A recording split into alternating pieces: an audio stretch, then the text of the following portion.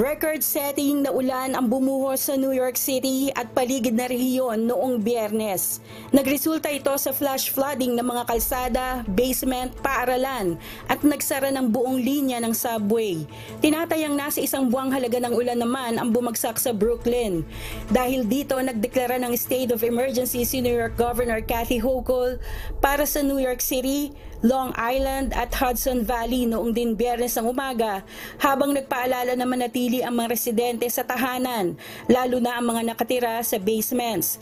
Ayon sa New York City Fire Department, nagsagawa ang mga bumbero ng rescue sa 6 na basements sa New York City dahil sa agos ng tubig baha. Marami ring first responders ang nag-rescue sa mga na-stranded sa kanilang sasakyan.